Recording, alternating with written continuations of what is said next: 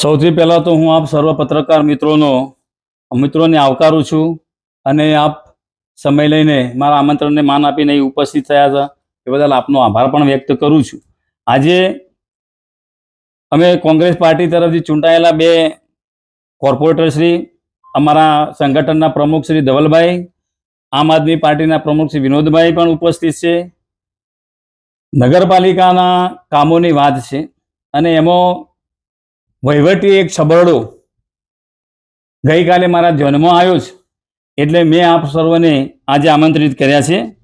તો એ વાત એવી છે કે 28/10 ને મંગળવારે વડનગર નગરપાલિકાના હોલની અંદર સામાન્ય સભા મળી અને એજન્ડાનો ક્રમાંક નંબર 5 નગરપાલિકામાં ફરજ બજાવતા ફિક્સ પગારદાર કર્મચારીઓના પગારમાં વધારો કરવા બાબતનો હતો મુદ્દો.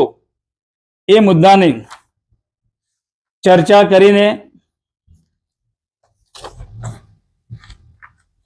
કારોબારીની અંદર 10/7/2025 રોજ મળેલી કારોબારીમાં આ મુદ્દો એમને લીધેલો હતો અને કારોબારીએ ઠરાવ નંબર 6 થી આ મુદ્દાને સામાન્ય સભામાં લેવા માટે ભલામણ કરી હતી અને એ અનુસંધાને સામાન્ય સભાની અંદર આ મુદ્દો આવ્યો. સામાન્ય સભાની અંદર તંદુરસ્ત ચર્ચા થઈ અને કારોબારીનો જે ઠરાવ હતો એને માન્ય રાખી કર્મચારીઓનો પગાર 10 થી 15% સુધીનો વધારો કરવાનો અને ફિક્સ કર્મચારીઓને રિન્યુ કરવા, એ વાત સર્વાનુમતે મંજૂર રાખવામાં આવી હતી. પણ ગઈકાલે મારા હાથની અંદર ઠરાવની નકલ આવી અને મેં ઠરાવ વાંચ્યો તો એના ઉપરથી મને એવું લાગ્યું કે કર્મચારીઓનું મનોબળ તૂટે એવો પગલો પ્રમુખે પોતાની સત્તાનો દુરુપયોગ કરીને કર્યો છે. લગભગ 14 કર્મચારીઓ એ ફિક્સ પગારદારી છે, એમાં 10 થી 15% સુધીનો પગાર વધારો કરવાનો હતો. એની જગ્યાએ પ્રમુખશ્રીએ સત્તાનો દુરુપયોગ કરીને 15% થી 37% સુધીનો પગાર વધારો કર્યો છે. પગાર વધારાની સાથે મારો કોઈ વિરોધ નથી, અમારો કોંગ્રેસનો વિરોધ નથી કે કોઈનો વિરોધ નથી, પણ પગાર વધારો જે સિસ્ટમથી કર્યો છે, જે પદ્ધતિથી કર્યો છે, એની સાથે ચોક્કસ મારો વાંધો છે. અમારી કોંગ્રેસ પાર્ટીનો વિરોધ છે કે 10 થી 15% સુધીનો પગાર વધારો કરવાનો હતો, એની બદલે વાલા દવાલાની નીતિ અપનાવી પ્રમુખશ્રીએ 15% થી 37% સુધીનો પગાર વધારો કર્યો છે. અને આ પગાર વધારાથી વડનગર નગરપાલિકાને તિજોરી ઉપર જે આર્થિક બોજો પડ્યો છે, એના માટે પ્રમુખ પોતે વ્યક્તિગત રીતે હું એમને જવાબદાર માનું છું.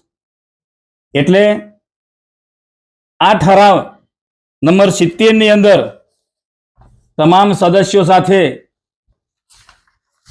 સદસ્યોની લાગણી સાથે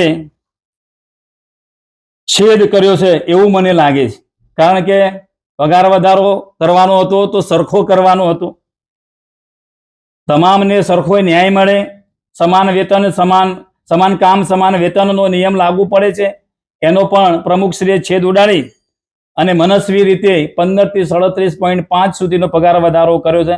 એમાં હું આપના માધ્યમથી મારો વિરોધ હપુજીનો અને નોંધાવું છું, મારો બંનેનો સદસ્ય તરીકે. અને હું નગરપાલિકા એક્ટ 1963ના 258ના નિયમ મુજબ આ બાબતે હું RCMમાં અપીલ પણ કરવાનો છું કે આ અન્યાય કરતા ઠરાવ છે એ તત્કાલ રદ થાય, કર્મચારીઓને ન્યાય મળે અને સદસ્યોના વિશ્વાસ સાથે જે છેદ થયો છે, એટલા માટે હું આ ઠરાવને પડકારીશ, RCM અને કલેક્ટરમાં પણ લખીશ. બીજી બાબત એ છે કે વડનગર નગરપાલિકાની બોડી છેલ્લા 10 મહિનાથી બેઠી છે. એની અંદર જુદી જુદી સામાન્ય સભાઓની અંદર કામોના ઠરાવ કરેલા છે. એમાં પાણીની સૌથી પ્રાથમિકતા આપવાની વાત હતી. એમાં 29/4/2025ની સામાન્ય સભામાં એજન્ડા નંબર 29 નવીન 3 બોર બનાવવાનું સર્વાનુમતે ઠરાવ કરેલ છે. એ બોરોનો ઠરાવ થઈ ગયો છે, છતાં આજ સુધી વહીવટી લાવી શક્યા નથી, કાપી શક્યા નથી અને એ બોરોનું કામ પણ ચાલુ કરી શક્યા નથી આજની નગરપાલિકાના વહીવટકર્તાઓ. અને નગરની જનતા ધરોઈ કેનાલની પાણીની જે યોજના છે એની અંદર કંઈક ગાબડું પડે, પાઇપ તૂટે છે તો 3-3 દિવસ અને 4-4 દિવસ સુધી હેરાન પરેશાન થાય છે પાણી વગર. બીજો હતો કે વડનગર શહેરની અંદર પાણીનો પુરવઠો 365 દિવસ મળી રહે એના માટે વૈકલ્પિક વ્યવસ્થા કરવાની હતી. એ પણ 29/7/2025 ની સામાન્ય સભાની અંદર ઠરાવ એજન્ડા નંબર 3 માં નર્મદા પાણીની પાઇપલાઇન નું કનેક્શન મેળવીને આ પાણીની સમસ્યાનો ઉકેલ લાવવા માટેનો ઠરાવ કર્યો હતો. એનો પણ મેં પ્રગતિ અહેવાલ માંગ્યો, રિપોર્ટ માંગ્યો, આજ સુધી નગરપાલિકાના વહીવટકર્તાઓએ આપી નથી. બીજો છે પ્રધાનમંત્રી આવાસ યોજનાની વાત છે. પ્રથમ ફેઝની અંદર વડનગર વિસ્તારના ખેતરોની અંદર જે ખેડૂતો રહે છે એમને પાકા મકાન પ્રધાનમંત્રીની આવાસ યોજના નીચે મળ્યા. પણ આ વખતે પ્રધાનમંત્રી આવાસ યોજના ફેઝ 2 ની અંદર સર્વે નંબરોની અંદર મકાન બનાવવાનું ફોર્મ ભરવાની જે કાર્યવાહી છે એ સ્થગિત કરી દેવામાં આવી છે નગરપાલિકાના વહીવટકર્તાઓ દ્વારા. મેં અનેકવાર રજૂઆત કરી છે. મારા સાથી કોર્પોરેટર અપુજી એ બંને સાથે મળીને રજૂઆત કરી છે.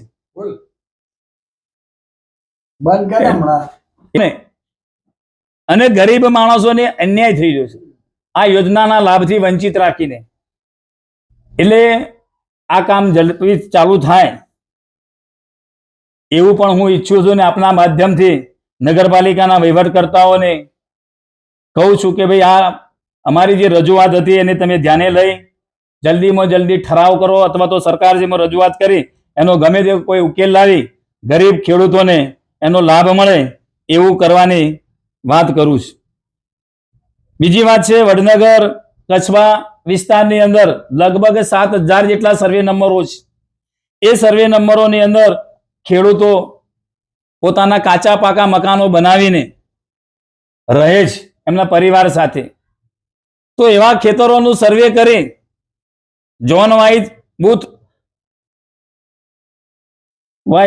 વાઇઝ સર્વે કરવાની વાત કરી હતી મેં, અને વોર્ડ વાઇઝ એનું સર્વે કરી એને આકારણી નંબર આપીને એનો વેરો વસૂલવામાં આવે તો મારી ધારણા મુજબ વડનગર નગરપાલિકાને 10 લાખ રૂપિયા જેટલો આર્થિક ફાયદો થાય એવો છે.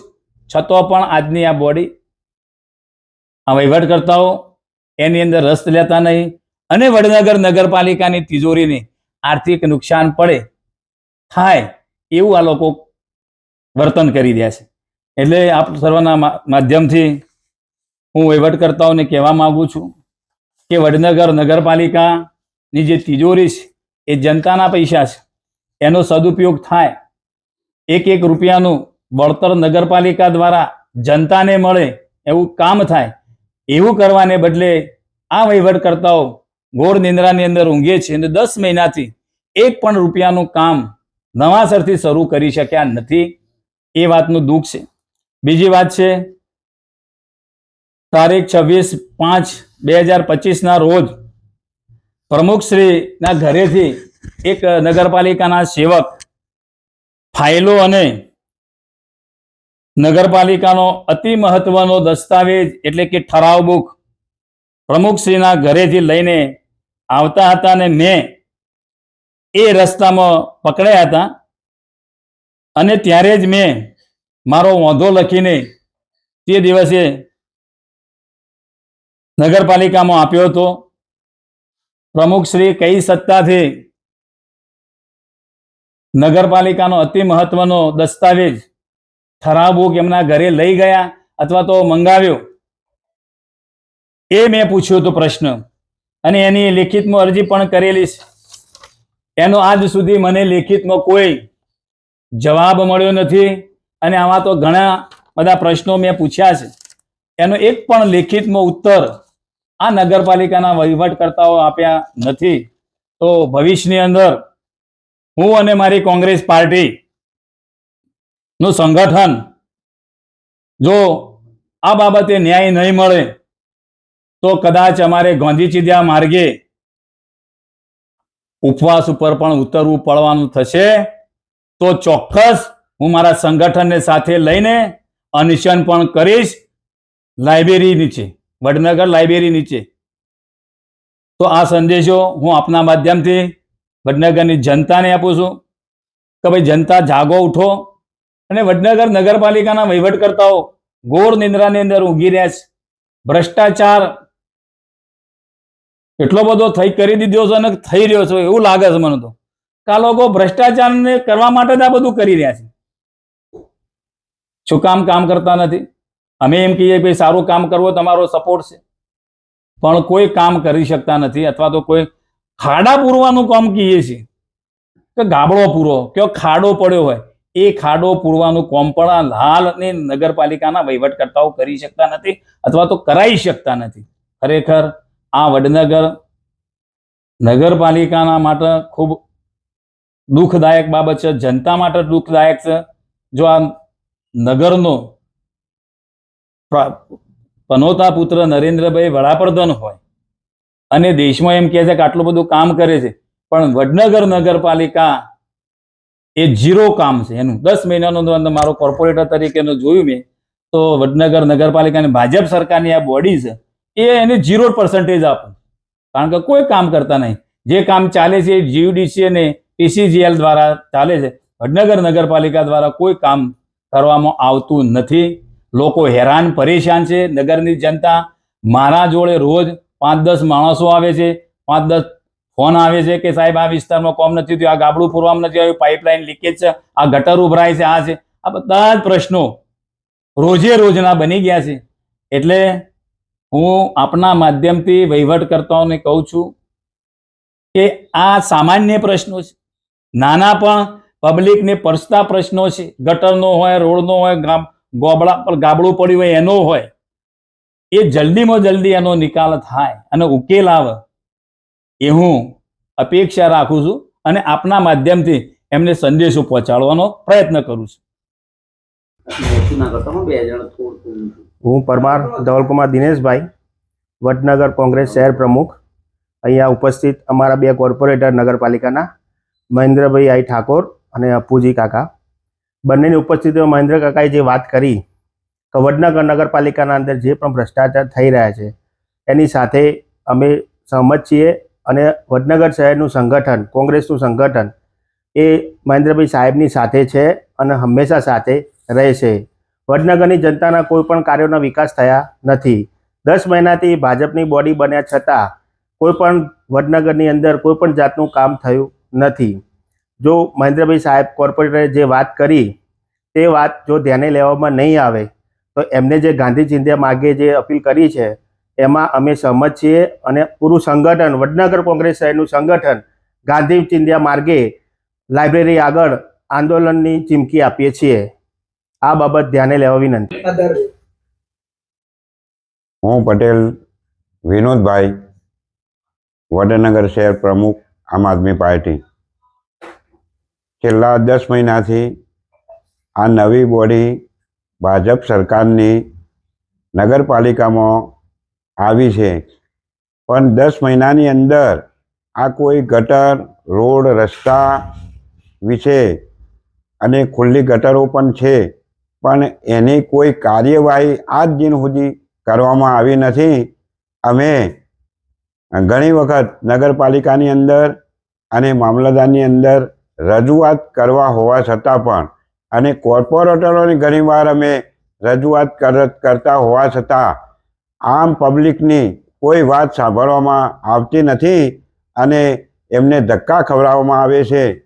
તો અમારી એવી વિનંતી છે કે સત્વરે વડનગર શહેરની અંદર 6 દરવાજાની અંદર આજ દિન સુધી આ ખાડા જે પડેલાઓ છે, રોડ રસ્તાઓ બન્યા નથી, એની અંદર 1 કિલો પણ સિમેન્ટ નાખવામાં હજુ સુધી આવ્યો નથી. જય હિન્દ, જય ભારત.